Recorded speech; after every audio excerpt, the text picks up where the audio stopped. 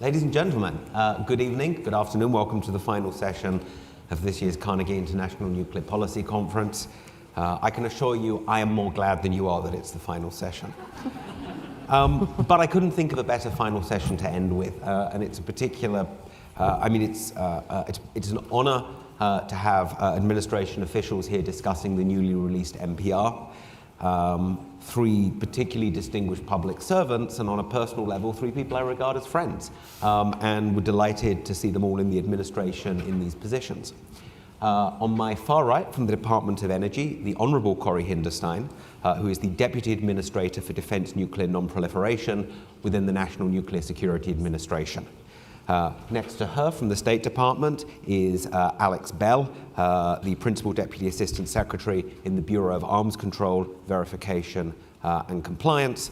And then right next to me from the Department of Defense, Richard Johnson, who's the Deputy Assistant Secretary of Defense for Nuclear and Countering Weapons of Mass Destruction Policy.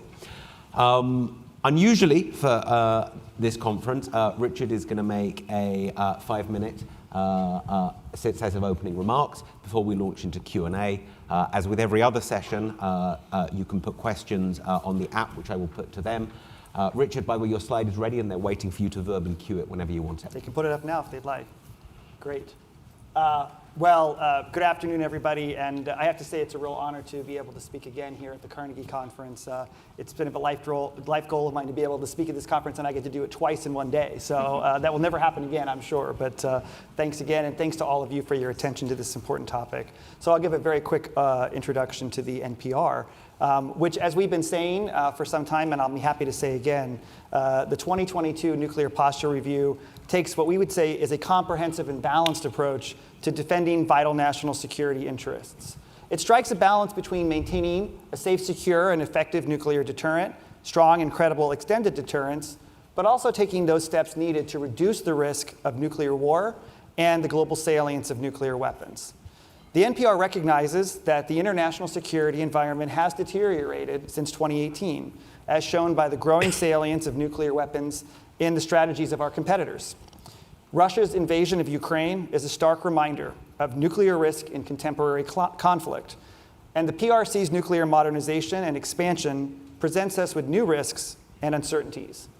These developments mean that in the coming years, we will for the first time need to deter two major nuclear-armed competitors, presenting new dilemmas for both strategic deterrence and regional warfighting. At the same time, both North Korea and Iran continue to present deterrence challenges of their own. So with this backdrop, the NPR concluded that the fundamental role of nuclear weapons is to deter nuclear attack. The document also affirms three broader sets of roles. Number one, deterring strategic attack. Two, assuring allies and partners. And three, achieving U.S. objectives if deterrence fails. To enable these roles, the NPR establishes a strategy that relies on nuclear weapons to deter all forms of strategic attacks, to include nuclear employment of any scale, as well as high-consequence attacks of a strategic nature using non-nuclear means. Any adversary use of nuclear weapons would fundamentally alter the nature of a conflict. While this NPR retains a very high bar for nuclear employment, the approach described in the document also complicates adversary decision-making, and it reflects a sensible and stabilizing approach in a dynamic threat environment. Our declaratory policy states, as you all have memorized by now, as long as nuclear weapons exist, the fundamental role of nuclear weapons is to deter nuclear attack on the United States, our allies, and partners. The United States would only consider the use of nuclear weapons in extreme circumstances to defend the vital interests of the United States, our allies, or its partners. As you know, the NPR for the first time ever is nested within our national defense strategy and recognizes that nuclear weapons undergird all of our national defense priorities and that no other element of U.S. military power can replace the unique deterrent effects that nuclear weapons provide. We think the NPR's approach to integrated deterrence is pragmatic and based on a clear-eyed understanding of the attributes of nuclear weapons in shaping an adversary's decision calculus. It recognizes that for the foreseeable future, nuclear weapons will continue to provide unique deterrent effects that no other element of U.S. military power can provide. Other non-nuclear capabilities may have the potential to complement but not replace nuclear deterrence in specific circumstances. Now, the NPR also recognizes that deterrence alone will not reduce nuclear dangers. As part of our commitment to reducing the role of nuclear weapons globally, the NPR renews the U.S. commitment to arms control and nonproliferation as vital elements of our balanced approach. U.S. leadership in these areas is critical. Developments in the security environment make arms control and nonproliferation both more challenging and more pressing, though we understand that we cannot pursue arms control without a willing partner operating in good faith. As many of you know, the NPR also announced the retirement of the B-83-1 nuclear gravity bomb and the cancellation of the nuclear sea-launched cruise missile, or SLCM-N, because they are no longer required to meet our deterrence needs. The NPR recognizes that both our nuclear triad and our nuclear command, control, and communication systems are operating beyond their original design life, risking system effectiveness, reliability, and availability. We are committed to modernizing the nuclear triad and having nuclear capabilities that are tailored to regional nuclear deterrence and to modernizing our NC3 systems. As a key element of the NDS goal of building enduring advantages, we are also committed to working with the Department of Energy's National Nuclear Security Administration to field modern nuclear infrastructure enabled by a world-class workforce and equipped with modern tools that are capable of facing current and emerging threats. The U.S. Global Alliance Network is a military center of gravity. The NDS requires strengthening security architectures in key regions to fully leverage allied and partner capabilities to deter and, if necessary, defeat aggression. Extended deterrence is foundational to this approach, and allies and partners can be confident that the United States is willing and able to deter the full range of strategic threats that they face, whether in crisis or conflict. In closing, we fully recognize the enduring importance of a nuclear policy that balances the evolving demands of deterrence with our goal of taking steps to reduce the role of nuclear weapons in our national security strategies, and thereby reduce the salience of nuclear weapons globally. We will work with a sense of urgency to reduce the dangers of nuclear war, which would have catastrophic consequences for the United States and for the world. Developments in the security environment make these goals both more challenging and more pressing to pursue. Thank you. Thanks, Richard. So I read the Nuclear Posture Review last night and this morning, and I have to say, firstly, thank you for writing a document that it was possible to read while organizing a 400-person conference over the course of 24 hours. One of the things that struck me the most was it was a document in which I think the fundamental tension in US nuclear strategy really came to the fore. For me, the basic question of US nuclear strategy has always been, should the United States posture itself to try to undermine Russia's and China's nuclear arsenals? Or do we not accept mutual vulnerability, not just as a condition, but something we're actually not going to try and escape? This is a long-running tension, but it seemed to me to really emerge in this document. There was language that really did seem to accept mutual vulnerability with both Russia and China. The document says that a nuclear war cannot be won and must never be fought, and that's applied to both Russia as well as China. The document talks about strengthening strategic stability with Russia and China. And that was, certainly in the Obama administration, NPR's officials said that was code for mutual vulnerability. But the document also says that in a nuclear war, and I quote, the United States would seek to end any conflict at the lowest level of damage possible and on the best achievable terms. I cannot interpret that statement any other way than that the war plans have the option of large-scale counterforce strikes against Russia and China to attrite their nuclear forces as much as possible. So my question is this: does the US accept mutual vulnerability with Russia and China, or do we actually seek to try to escape that in the worst possible scenario by trying to attrite their nuclear forces? It's an easy question. No, in all seriousness. Look, the document does not use the term mutual vulnerability as it regards to the PRC. We've talked about this for many, many years when it comes to Russia. I think the reality, though, is that the PRC nuclear expansion and the changes that this comes with, bring with us a lot of complexities that you've pointed out to us. And in the near term, we're going to have to factor this into a lot of different things, including, frankly, into our arms control approaches with Russia. And so we are looking at this. We recognize that as the security environment evolves, we may need to consider nuclear strategy and force adjustments that would help us to assure our ability to achieve deterrence objectives for the PRC. Now, even as we continue to do so for Russia, we're not going to use that term mutual vulnerability. We're not using it, and we're not saying that that's the case. We are saying, though, however, we're extremely concerned at the expansion that we're seeing. I will say that I'm extremely concerned about the growth of potential unconstrained growth of fissile material production in the PRC, particularly with the development of fast breeder reactors and reprocessing plants, and the lack of transparency and the lack of reporting that we see on plutonium from the PRC, unlike any of the other P5. But at the end of the day, and I think senior leaders have said this already, we're not saying that we need necessarily pace numerically to a PRC and a Russia together. That's not the approach that we're taking. But we are recognizing that we are in a different moment. We're in a moment where we are, for the first time, dealing with two nuclear competitors in the near term, maybe not immediately, but in the near term. And we're going to have to figure out how to deal with that. And I do think that as we move forward in NPR implementation, including development of a new nuclear employment guidance, we're going to have to address some of these issues head on. But I don't think it's as clear as a numbers issue. I think it has to do with a lot more than that. Let me ask you a bit more then about, you said the NPR doesn't recognize mutual vulnerability with China, and it doesn't. The term mutual vulnerability is not used in that document. Equally, it's much more noticeable to me compared to other documents how Russia and China are treated together in this document. There's a long-running debate about, quoting Jeffrey Lewis here, who I don't see him in the room, here, so his head won't explode. But Jeffrey has often framed this as, do we think about China as a big North Korea or a little Russia? And in this document, it's kind of a partner to Russia, right? The phrase "a nuclear war must not be won and can never be fought" applies to Russia and China. You talk about strengthening strategic stability with Russia and China. So in that sense, you treat Russia and China together as a group. So, I wonder if I'm sure that there will be some people in China who end up watching this panel. Do you want Chinese leaders to think that you're now treating them as a peer competitor like Russia that the US has been willing to talk about mutual vulnerability with before? Yeah, so maybe I'll say a few things, and I actually would love to have my colleagues weigh in on this as well.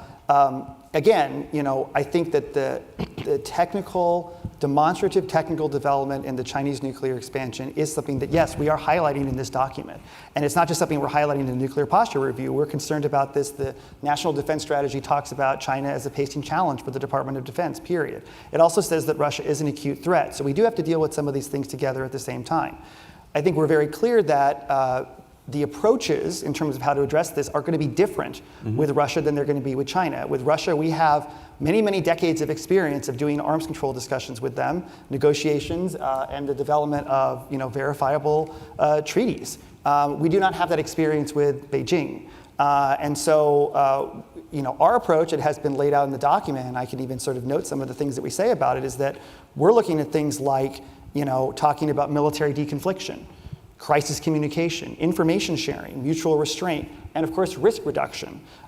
These are all sort of things that are frankly sort of the foundational elements of arms control that we have to get there. So to sort of a roundabout way to answer your question, I would say, yes, I think there's many places in the document where we talk about this issue of Russia and China together and what that means for us in terms of a broader deterrence approach. But the actual, approaches that we take with them bilaterally are going to be slightly and perhaps quite different. But I don't know, Alex, if you had anything you wanted to add to that.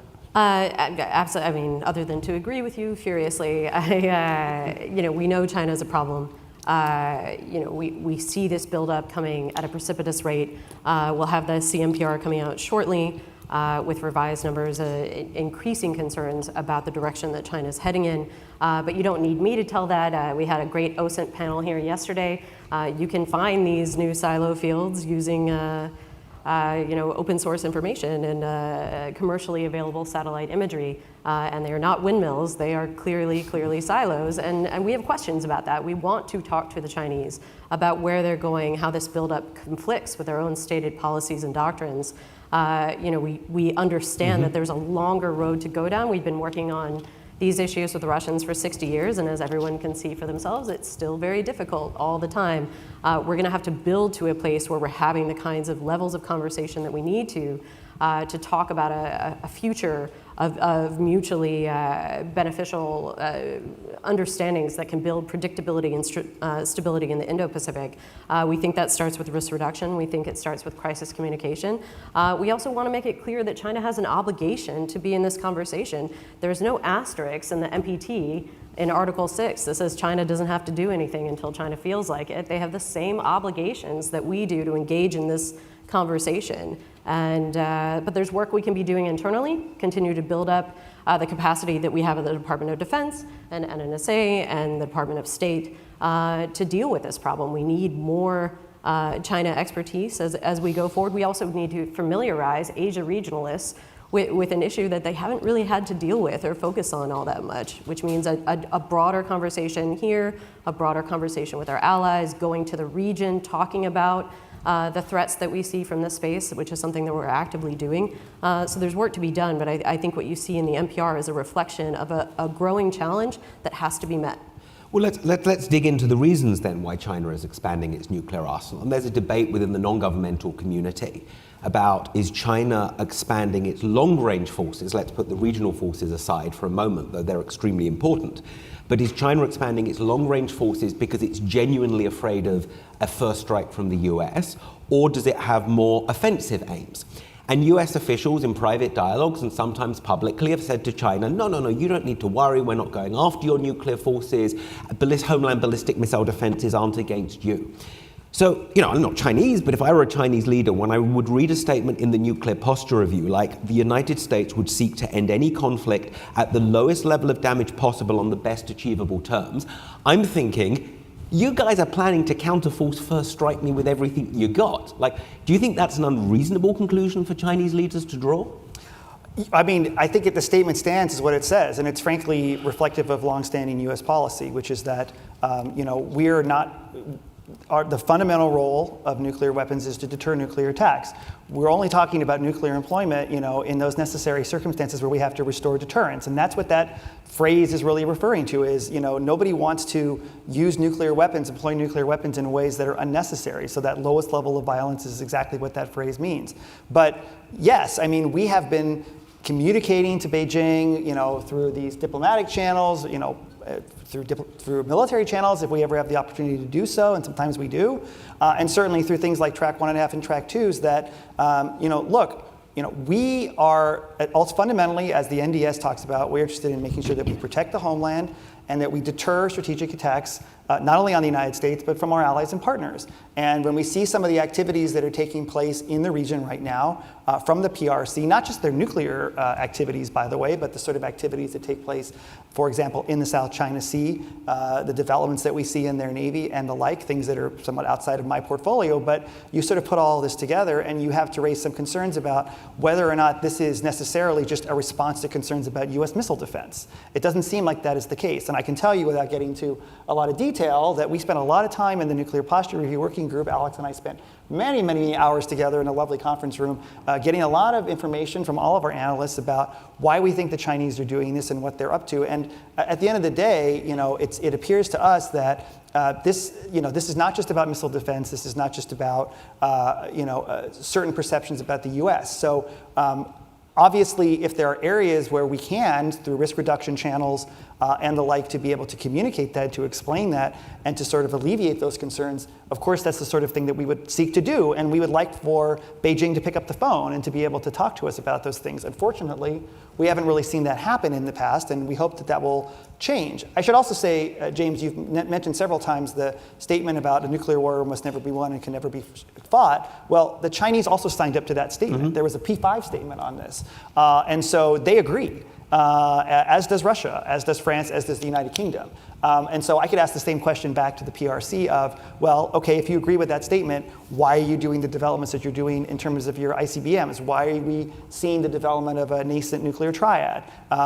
Please explain to us. One of the things that we pride ourselves on, and I know that this community appropriately so prods us to be even more transparent, but we're the most transparent of any of the nuclear powers about what we're doing. We publish a nuclear posture review. We have these very detailed discussions. We've got stockpile numbers out there. We have big budgetary discussions discussions in Congress about what does our program look like. I think that our colleagues in these other communities and in these other countries have a pretty good understanding of the things that we're trying to do. We just do not have that understanding from the PRC, and to a certain extent we don't have it from Russia either, though at least we do have a history of discussions in arms control and in treaty implementation where we have some better understandings. You're entirely right, of course, about the degree of US transparency, and so that brings us on to programmatics, and I want to bring Corey into the discussion. The W-93 warhead for Trident ballistic missiles is going to be the biggest warhead program that the NNSA has taken on in a while. It gets literally one mention in the NPR, even though it's a multi-billion-dollar program, and that's in a graphic, so it's not even searchable. Sorry. The US already has 2 warheads for Trident missiles. There's the 76 and the 88. The former has been life extended, the latter's being life extended. And most of the discussion around the new warhead, the W-93, has been about the way in which it supports the UK replacement warhead program. And there was a kind of pretty unusual UK government lobbying effort around that on the Hill. So my question to you is this, Corey. Is the W-93 basically an act of strategic charity? That the UK can't get its act together with its warhead, so we're basically going to help it build a new one? Or if the UK was like France and could do warheads itself, does the W-93 make enough of a direct improvement to US security that we would be building the W-93 anyway, even if the UK didn't need it? Well, first of all, James, thank you for the invitation to be here and to represent NNSA on this panel. And I appreciate your efforts to draw me into the conversation. I was hoping to just hide on the side for most of this discussion, and I'd be happy to do so, so don't feel the stress to bring me in. And in fact, with that, I'm actually going to turn some of your question back to Richard. Because smart, right? This is why they invite me. Because, I mean, fundamentally, we have we contribute on the Nuclear Weapons Council to the planning and programmatic planning, and we have a voice and a presence and a large one. But in the end, decisions are made by the Department of Defense, and our job at NNSA is to deliver on the programmatic requirements, which is where you started this conversation. So as far as how the W-93 fits into the overall kind of strategic environment and how it may complement or supplement the existing, the 76 and the 88, I think I'm going to let Richard talk about that in a little bit more detail, but I will just say that this is, in fact, the first new program that NNSA has launched in a long time.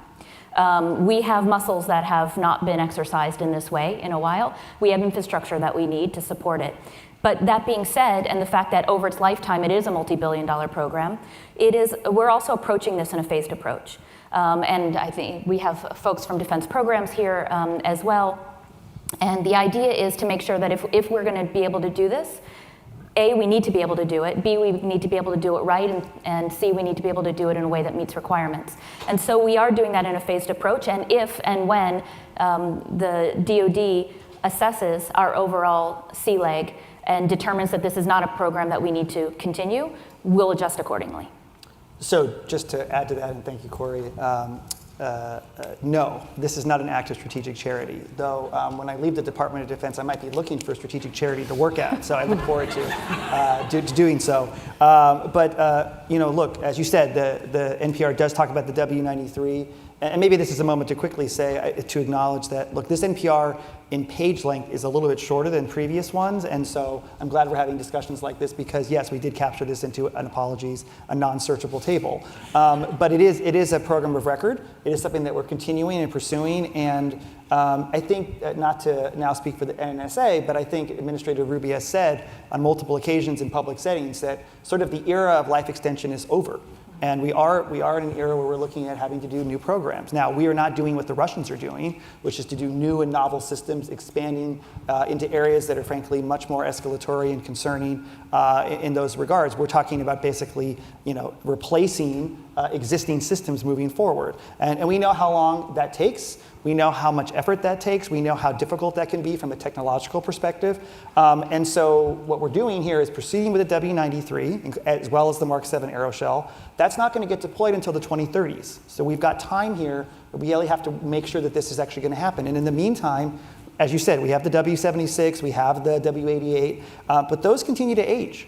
And we think the W93 with the Mark 7 represents the next important step in addressing risks in our triad. It's going to improve operational effectiveness. It'll have enhanced flexibility and adaptability. And it deals with some of the technical and programmatic risks that we would not want to have as we get into the 2040s. If the question you're asking me is, are we going to have 2 SLBM warheads or 3 SLBM warheads, the answer is, I'm not sure. But at the moment, the important part here is to say, we know that we need to plan for a new warhead. We're proceeding with that. We would always need to do that, whether or not the UK was doing its actions. And then, as Corey mentioned, the Nuclear Weapons Council will do its job. And as the NPR talks about, having a responsive and flexible nuclear enterprise to be able to get after these things is part of how do we make sure that we have the right optimized size of the stockpile and of the enterprise. And maybe we don't need 3 warhead programs, but to be able to plan for the current moment, we're moving forward with the W93. Let me bring in, thanks for that. Let me bring in Alex to ask her a bit about arms control. Mm-hmm. The Nuclear Posture Review expresses concern about the expiration of New START that's coming up in 2026, and it supports expeditiously negotiating a new arms control framework to replace it. Obviously, the outcome to that framework has to be a negotiation between the US and Russia. But in an ideal world, what would the US like to see? What specific kinds of arms control, what specific measures would serve US interests? What's your position going into that negotiation? Yeah, happy to talk about that, and thanks for the question. I also want to thank Carnegie for providing this venue. I was a little concerned when you said people would be telling their grandchildren about this, and I was starting to think, would we have to do some sort of interpretive demonstration of the NPR, like act out Dr. Strangelove on stage? It was such an important opportunity for us to be able to actually talk with a community, that's interested in this, but is also going to help us sort of carry this message about the challenges that we face, but also the opportunities we see. And in the arms control space, we're in difficult times, but when the president said in advance of the NPT RevCon that we needed to move forward on arms control, not in spite of what is happening, but because of what is happening. That's really what's driving the conversation internally. We've done a lot of work over the course of the administration to prepare for the idea that everything in the security environment seems to have changed, except for the fact that New START will expire in 2026, and there's nothing we can do to stop that. And a world without constraints over the Russian strategic arsenal is not a safer world. And a world in which the United States and Russia are operating based on misperceptions and miscalculations that can come from the lack of data and on-site inspections is also not a safer world. So thinking through what we'd like to do next, the objectives haven't really changed over the course of the administration. We want to make sure we maintain controls over intercontinental range systems, as we do under New START, to have that verification mechanism, that data exchange that gives us a real-time view into the Russian strategic arsenal. We also want to make sure we pull in intercontinental systems that don't necessarily fit under New START. Think of Putin's sort of presentation of those as a Steve Jobs with nuclear weapons kind of thing, and glad to know that they agree that Sarmat and Avangard do count under the limits of New START, but we have to make sure that systems like Burevestnik and Poseidon and Kinzhal also have controls. It's the range, it's the capability that we want to make sure that we've got controls over, and how many iterations of these capabilities is less important than the constraint over the overall type of system. We also want to address Russia's overall nuclear stockpiles, so that includes non-deployed nuclear weapons, and most importantly, theater range or non-strategic nuclear weapons. We've been very, very clear with the Russians that we don't love the term non-strategic because it implies that in some way it would be a less severe use of a nuclear weapon. We made it clear to them that any use of a nuclear weapon we would consider to be strategic in nature and fundamentally alter the nature of a conflict. And we've said this over and over again publicly. We've said it to them directly during the SSDs that we did have, and we'll continue to say it to them. And we've made it clear that a future of arms control has to include the entire arsenal on either side. It's not to say that everything necessarily right now lends itself to verifiable treaties. But there are things that we can do in terms of transparency, confidence building, establishment of norms that can get us there, that can help build us. And that's why the verification issue continues to be so important. There are technical restraints in terms of future agreements. We don't know how to do effective verification on warheads themselves, separate from delivery systems that we can see from space. It's not to say that we can't do it. In fact, I do think we're capable of it. And I think we can get there, but it's going to take some time. So we're very clear that it's not a grand bargain that we're envisioning. We want to take the tools necessary to maintain constraints that we have, expand from there, and develop the capabilities that will help us have effective verification over the entire Russian arsenal.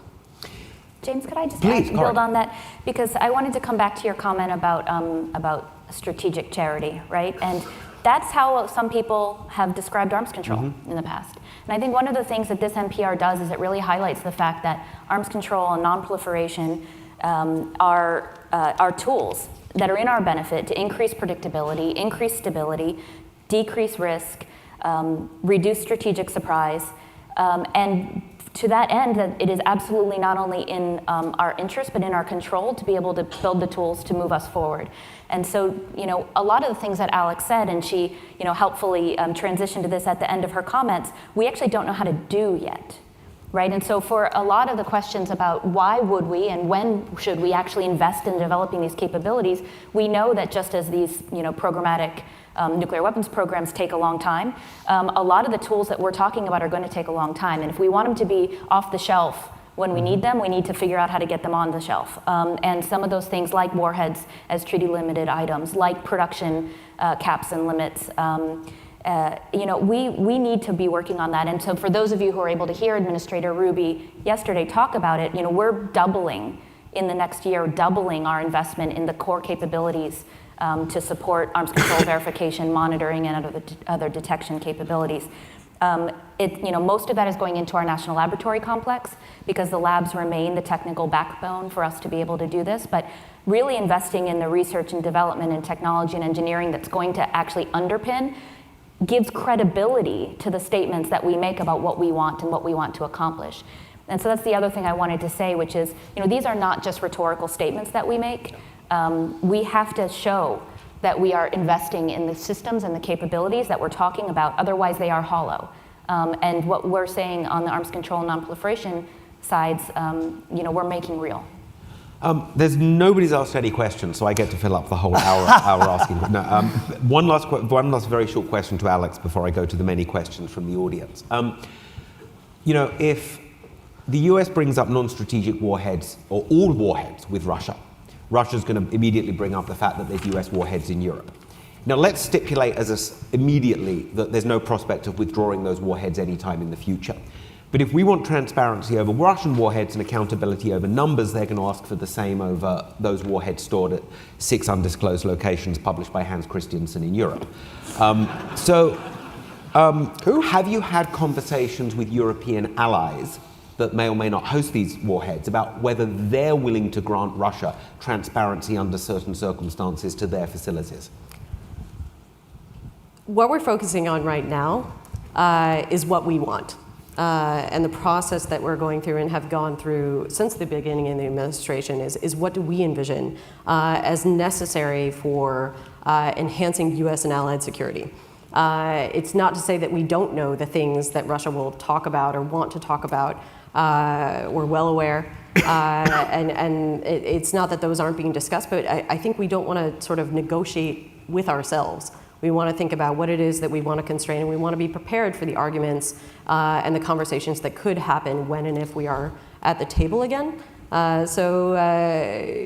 Suffice it to say that anything going forward in terms of what we'd want to do in the arms control space is being measured by our primary objective, which is, does this improve US and allied security? And if the answer is no, we're not interested. We've also said that to the Russians. It seems like a pretty obvious kind of a stipulation, but we think it bears repeating over and over again. So I think, in terms of how we advance the conversation, allies are going to be a part of that conversation. Okay, let's go to some questions from the audience. At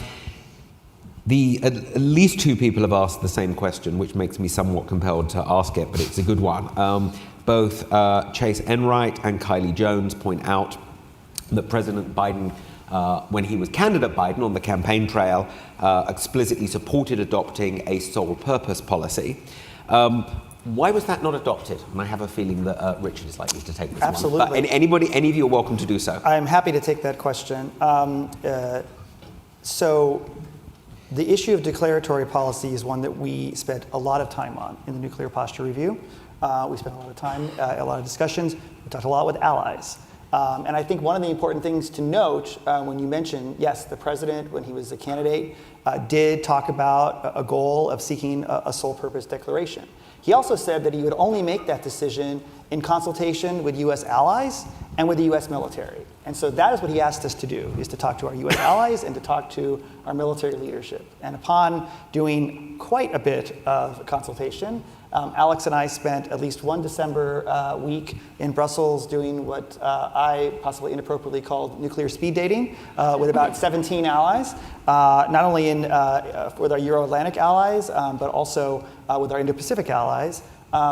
It became very clear, and I think the NPR makes very clear that after doing that analysis, it was not just possible for us to be able to take that step. The risk was too high to move to a sole purpose approach. It doesn't mean that the president doesn't continue to have a goal of seeking a sole purpose declaration, and the NPR says that explicitly.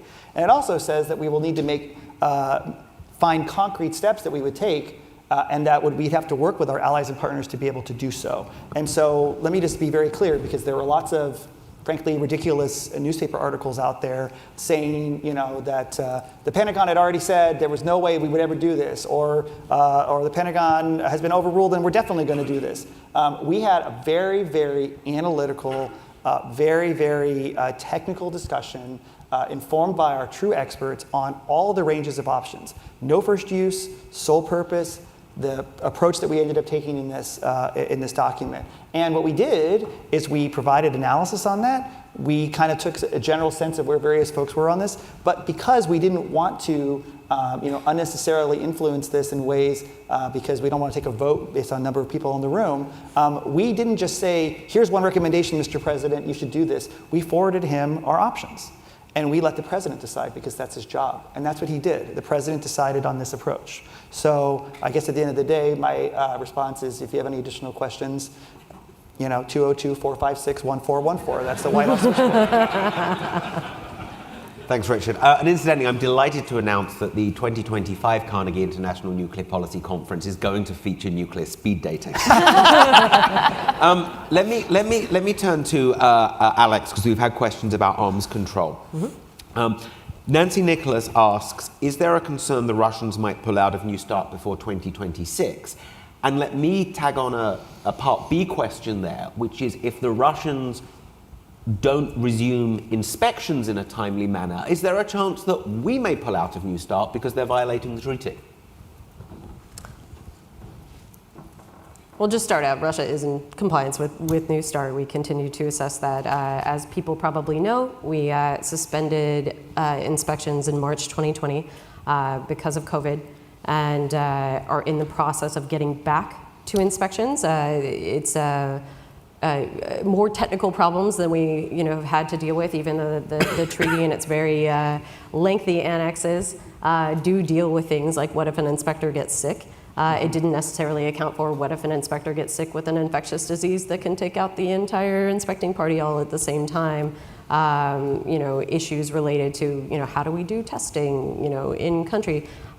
These things are issues, but they're workable issues. So we're talking with the Russians about that. That's our primary goal, is getting back to inspections, back to regularized implementation of New START going forward. Glad to report that the data exchanges, the notifications that we exchange through the National Nuclear Risk Reduction Center, that continues to happen. We have a very fulsome picture of each other's strategic forces based on those data exchanges, but that information is backed up, it's enhanced by the ability to get on the ground and do those inspections, and that's our priority going forward. So, my concern is about that short-term issue as far as what the future holds. I think the full 5-year extension of New START demonstrates the commitment to the treaty in both Washington and Moscow. The extension was roundly praised by our allies. This came up a lot during the NPR. The interest in maintaining the controls in New START, the interest in expanding our conversations about the future of arms control. And so those are things that we're thinking about, but like I said, inspections first and all fixable problems, doable issues, and we look forward to getting boots back on the ground. I don't want my opportunistic question to kind of trounce Nancy's original question, which was, is there a concern that the Russians might pull out of New START? I think the Russians have publicly stated their commitment to the treaty and their interest in continuing it and the future of arms control with us. So I probably would direct that. I don't know the Kremlin's number. Switchboard number. I would direct you to Mr. Putin for that particular answer. Question for you, Corey, from Dave Wishart, who asks, what do you see as the most important and urgent technical challenge in monitoring and verification that the US would like to have ready for the post-2026 world? So I think that I can answer the question in two ways. One is that there are a number of very specific questions that we have already started grappling with that we're really investing further in. And primarily for us, that really has to do with monitoring warheads versus delivery vehicles. When you're talking about warheads, it brings in questions that have to do everything from size and scale to numbers, and when we talk about total warheads, it gets even more complicated. So I think from a technical perspective, we have a number of issues that can really be boiled down into those that are related to measurement, authentication and certification of measurements. Because at the warhead level, you're needing to do things like confirmation that something declared to be a warhead is actually a warhead, that something, we're good at, if somebody says it's not, confirming that it's not. That part's easy, right? The absence measurement. The presence, and then again, because we haven't scoped what the treaty looks like, there are a lot of different options. We're big on multiverses now, right? So there are a lot of multiverses on what directions this could go. And our job at NNSA is to actually build the tools that can kind of apply to a lot of those situations. So for example, some have suggested we actually would want to get down to declared warhead types and numbers associated with types. That again brings into a whole lot of questions about what you measure, and how you measure with confidence and with information that's actually not only specific enough, but not so specific that it reveals sensitive information. The other way I want to answer the question, though, is we have one very, very big technical challenge, and that's workforce. So you heard, and I know this is something a lot of folks are dealing with, you heard Administrator Ruby talk about the Arms Control Advancement Initiative, and one of the 4 pillars is about the Next Generation Arms Control Experts, Next Gen ACE program. And we take that very seriously because we need to have the people who are not only engaged, available, interested, but prepared to play this role in the long term. Because just as in our nuclear weapons complex, these are decadal commitments that we're making. And so one of the things that I can say is that by investing in our infrastructure, the infrastructure that we actually, that we share with defense programs in a lot of ways, we are also investing in an arms control capability. But more than that kind of dual use, if I can use it that way, dual use capability, we also need people who are very specifically trained, engaged, and prepared to support arms control and the technical arms control measures of the future. And right now, we're short. Thank you. It's probably not going to surprise you. We've got some questions about slicker men. What? So let me divide these into 2 halves. Firstly, and I'm assuming Rich is going to take these, but again, anyone's welcome to. In terms of whether the US should cancel the Sea-Launched Cruise Missile, the nuclear-armed Sea-Launched Cruise Missile, Admiral Richard has said he gave, and my remarkable stopped working. He gave a list of adjectives about things that the Sea-Launched Cruise Missile had, including the fact that it was non-ballistic and non-treaty accountable. And the Nuclear Posture Review points to the W672, the low-yield Trident warhead, and says, we don't need the Sea-Launched Cruise Missile because we have the W762. But going back to what Admiral Richard has said, the W-76-2 is treaty accountable, the Sea-Launched Cruise Missile is not, the W-76-2 is ballistic, the SLCM is not. So given those advantages as Stratcom sees them, why did you decide those advantages were not big enough to keep this program? So is there a second question? Or, okay, we'll come to it. Yeah. Okay, great. The short answer is, I will just say, first of all, to quote my boss, Secretary Austin, who spoke to this yesterday, who said it much more bluntly than I could, which is, we have a lot of capabilities. And he was asked this by a reporter yesterday during the NDS, NPR, and MDR rollout. We looked at this program. We were asked by the president to look at this program, to look at the W-76-2, and to look at the B-83-1. And so we looked at this in great detail, and I know some people in the room I see who were part of that process, and they can validate that we looked at this in great detail.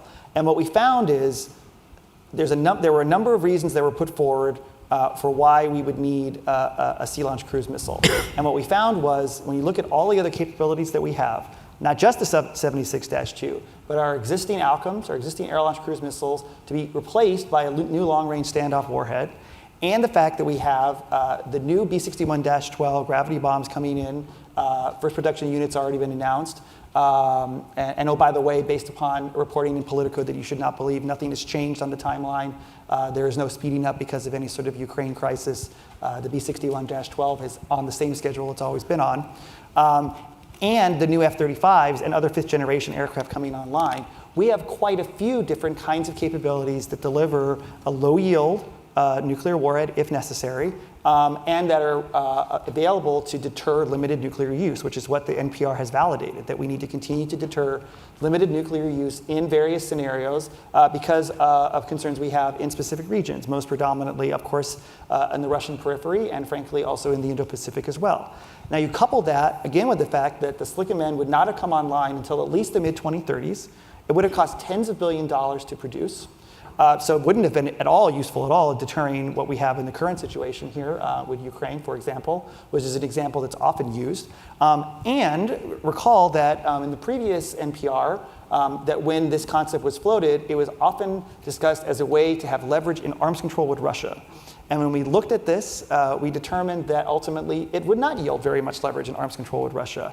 Maybe you could get a one-for-one trade. Maybe the Russians would give up their SLCM for our SLCM, but you're not going to open up the treasure trove of the things that Das Bell has talked about and that Corey has talked about. I'm sorry, I always forget your title. It's Deputy Administrator.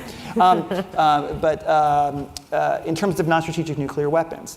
And not to mention the fact, and we've talked about this here for some time, about the fact that we have a lot of other things going on in the nuclear enterprise right now that we need to keep on schedule. And frankly, we always have production challenges, we always have timeline issues, we always have supply chain issues, especially in this current moment. There are a lot of questions as well as to the operational fitness of putting this back onto SSNs, onto attack submarines. And so when you put all that together, it just was very clear to us. As the Secretary has said, we saw that it had marginal utility, and we think we have a lot of capabilities to be able to deter limited nuclear use, and we feel very comfortable with that. And by the way, that was validated by the President of the United States, supported by the Secretary of Defense. And what we did do, though, and I want to make sure that we answer this, is, because I haven't asked the question, but the Stratcom commander said this. The chairman said this, and we have a lot of respect for what their views are, and frankly, they're doing their job. They're doing their job to provide us the views from their perspective and the job that they have before them. And we took those into account, as we did other combatant commanders, services, et cetera. And we put them all together, we get it up to the leadership, and that's their job to make a decision. This is the decision that they made. The second part of the SLCM question from Jordan Smith asks about the budgetary implications if Congress decides to fund the SLCM anyway against the administration's wishes. What are the implications of that going to be for DoD, for the rest of the nuclear enterprise? Like, where's that money going to come from? Are you just simply going to do everything, or are you going to have to cut some programs to make room if Congress decides to fund the SLCM anyway? Yeah, and so here I'll obviously ask if NNSA wants to add in here a bit as well, because it's a shared enterprise, and the Nuclear Weapons Council plays an important role. First of all, I don't want to prejudge the decisions of Congress. We've been very clear, and the Biden-Harris administration statement of administration policy on this has been extremely clear. Basically what I just said about why we have canceled the SLCM and we don't think that there should be any funding for it. If you look at the various bills that are out there, they all have slightly different language in them. Some of them have no money, some of them have money, but they're connected to certain conditions. Some of them have more money than less. None of them, I think, have the amount of money that would normally have been required if the SLCM program were to be continued in terms of moving full scale ahead in full scale production. It's a much smaller number. So, I mean, the shorter answer is I don't know. We'll have to see, what comes out of the budget process and how it is ring fenced, if at all, in any way, and what it asks us to do. But at the end of the day, what will have to happen is it will have to be balanced with all of the other priorities that we've put forward in the nuclear enterprise budget, both for the Department of Defense and for NNSA, on all of the other things that we think we absolutely must do, whether that's Sentinel, whether that's the work that we talked about in W93, whether that's all the upgrades we have to do in the nuclear enterprise. And so we do have scarce resources, and we think that the best use of those resources is not to continue with the SLCM, but at the end of the day, they're going to have to figure out how to balance that. And the Nuclear Weapons Council will, my time is up. The Nuclear Weapons Council will look at that.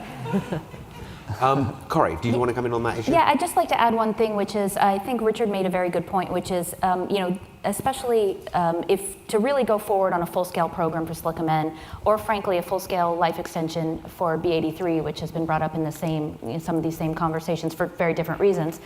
There is going to have to be an investment of the scale that I have not heard Congress prepared to make, right? And we're not asking for it. We would rather use our resources in other ways.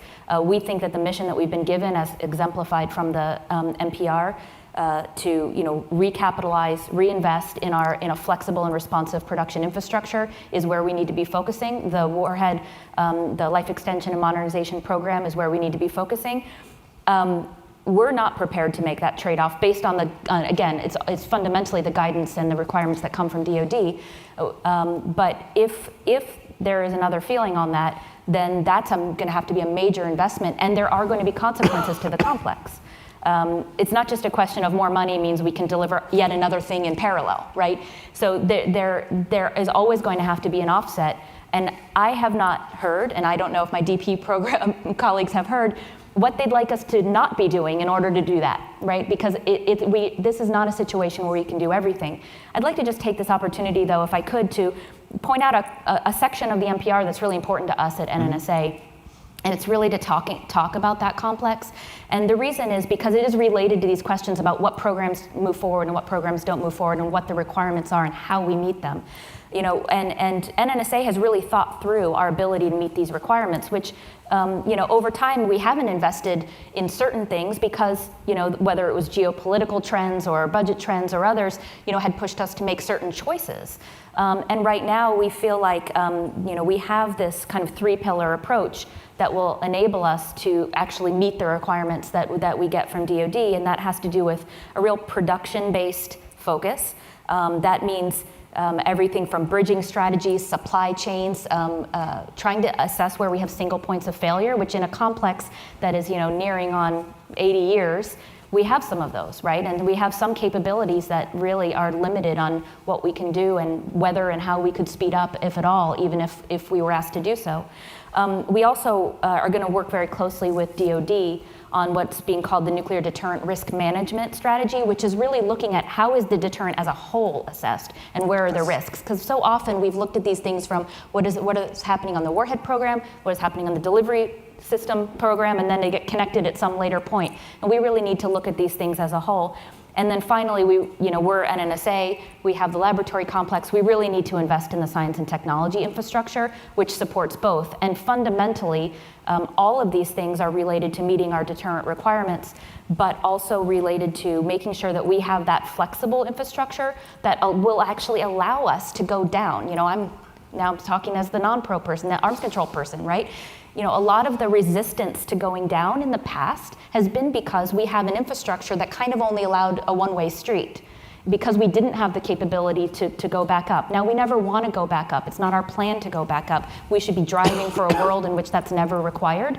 But if we have an infrastructure that enables it, it actually will allow us to get the support we need to keep moving down that path towards arms control and towards greater reductions, because we won't need to invest at a moment's notice in something that we no longer have the capability to do. So this actually brings up a question that Lindsay Rand raised. I was going to come to Alex next, but that tees so nicely into Lindsay's question. You're welcome. Let's go there.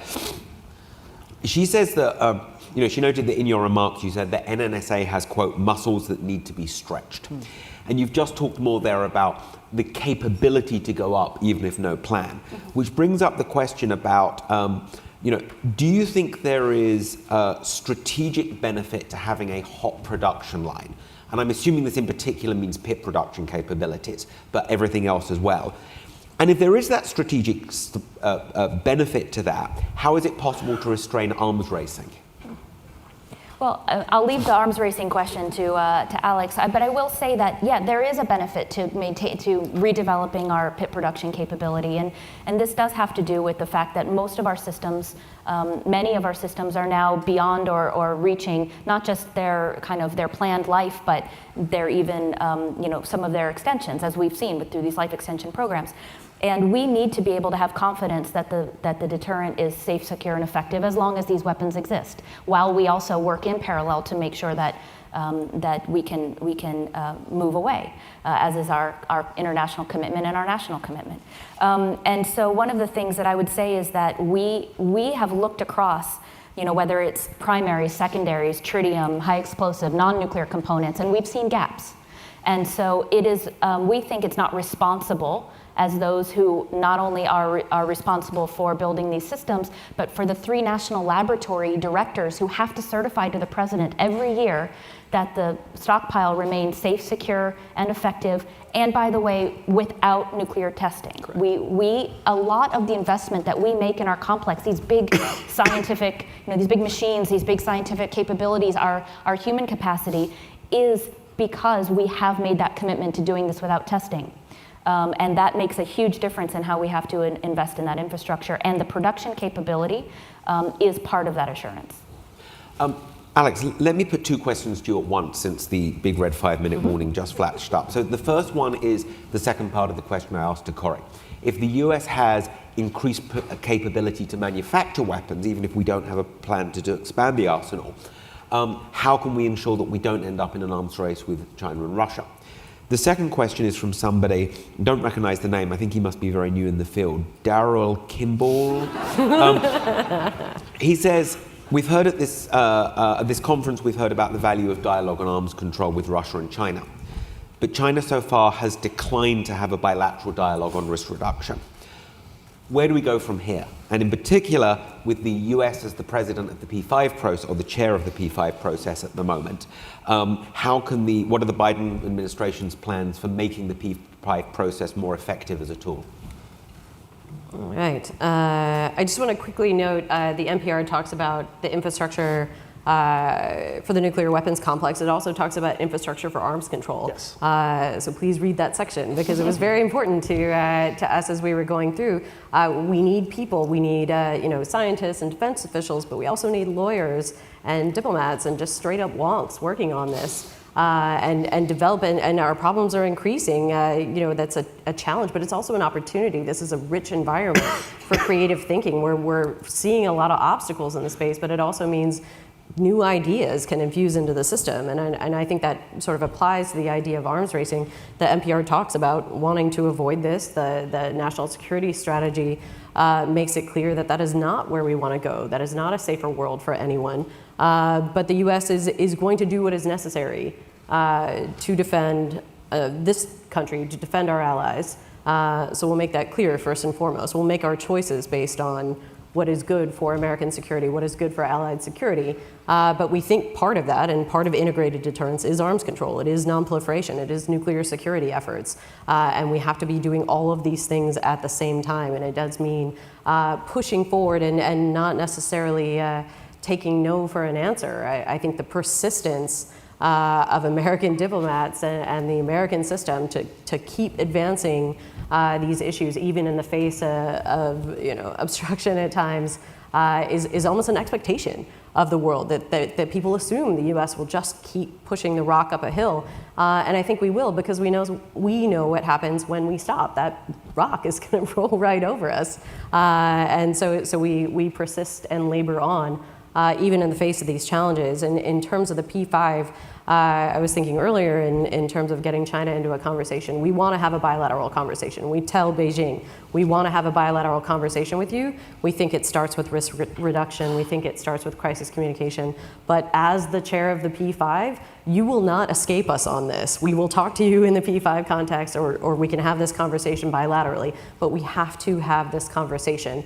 We do continue to push forward that the P5, we have big plans for our chairmanship of the P5. We have not limited our ambition, but we are having to alter what we are focusing on, given the security conditions. So the U.S. will continue to use this forum to advance conversations, to keep lines of communication open, and to demonstrate to other NPT parties that it is not for Russia to decide and choose for the rest of us how we try to advance our obligations under the NPT. We will continue to move ahead and drag them along with us, as we have to. It's just a 10-second two-finger to say all of it, what was just said, including we also need all of the help from all of you in this room, because track twos are really essential, especially with Beijing. I know some folks are doing that right now. It's really helpful for us. I really appreciate those that do that, and they give us those readouts. And it helps us to do what I think we need to be doing, which is our homework in this time, not only for China, but frankly for Russia as well, to be able to, when we do have that moment to move forward, that we can move forward expeditiously and with a good amount of preparedness based upon a lot of good work that's done by a lot of folks in this community, of which I deem myself a part of. So thank you. Let me ask one quick final question, which I can't resist asking. Alex Ward. You are in charge, so. Yeah. it's your Well, conference. I know. I asked the conference organizer if I could fit in one question, and I said yes. So, Alex Ward asks, is it time, this is a very easy question, to accept North Korea as a nuclear state? The reason I ask that question is because yesterday, Alex's boss, Undersecretary Jenkins, said very explicitly that, she said, Kim Jong-un doesn't want to talk to us right now. But if he were willing to pick up the phone, we would talk arms control with him. And in my view, we only talk arms control with countries that we have accepted as nuclear armed states. We don't talk about it as countries where we believe they should just give up their nuclear weapons. So, to give Alex's question again, and Alex Ward's question again, and I'll leave this to anybody who wants to answer it, is it time to accept North Korea as a nuclear state? The U.S. position here hasn't changed. Wording aside, we are committed to the denuclearization of the Korean Peninsula. We do not accept North Korea with that status, but we are interested in having a conversation with the North Koreans. The White House has made that clear repeatedly. Unfortunately, that has not been taken up by the North Koreans. But again, our primary focus here is going to be the defense of the United States, defense of the allies in the region. The North Korean nuclear program presents a threat to the region, to the world.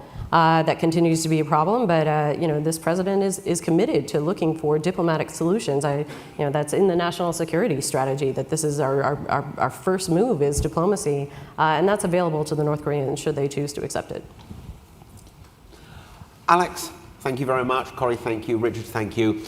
This was a huge honor to have the opportunity to host this first public discussion of the NPR. So would you all join me, please, in thanking our panel?